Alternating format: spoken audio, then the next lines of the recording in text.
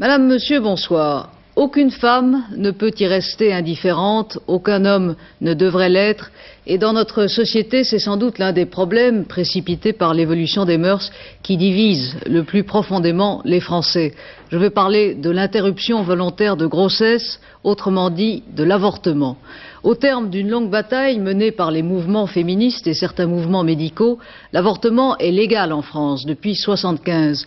Mais jusqu'ici, il n'était pas remboursé par la sécurité sociale. Le remboursement était une promesse de la campagne présidentielle socialiste. Pour toutes sortes de raisons, notamment financières, le gouvernement ne semblait pas pressé de l'appliquer. Sous la pression des mouvements féministes et d'une partie des députés socialistes, le Premier ministre, il y a quelques jours, en a précisé le principe. Selon un projet de loi qui va être soumis au Parlement, l'interruption volontaire de grossesse sera remboursée par la sécurité sociale, le ticket modérateur restant à la charge de l'intéressé et l'État versant à la sécurité sociale les sommes nécessaires. Le projet a aussitôt suscité des réactions diverses. Totale opposition des groupes engagés contre l'avortement, satisfaction dans le camp opposé, mais satisfaction nuancée. Nuance visible cet après-midi lors de la manifestation organisée à Paris par le planning familial, l'association Choisir, le MLAC et les groupes femmes. Sylvie Marion.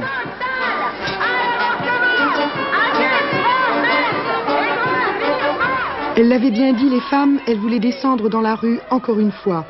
Pour se réjouir de la dernière mesure annoncée par le gouvernement, le remboursement de l'IVG par la sécurité sociale avant la fin de l'année, mais aussi pour demeurer vigilantes. Nous sommes contentes et nous sommes heureuses, en effet, que les luttes des femmes aient gagné et que nous ayons gagné sur l'avortement, c'est vrai, sur le remboursement de l'IVG, mais enfin, nous sommes... C'est une journée historique parce que d'une part, c'est la reconnaissance du droit, mais en même temps, on le met un peu dans un ghetto.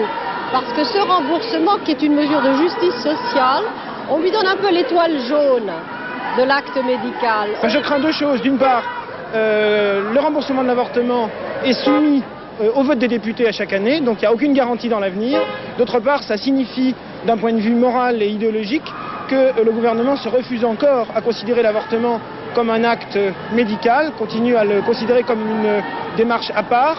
Et c'est justement contre ça qu'on s'élève, puisque pour nous, ça ne doit pas être autre chose qu'un acte médical choisi par les femmes. Mais enfin, on a quand même gagné. Et si on est dans la rue, c'est un peu pour fêter ça aujourd'hui.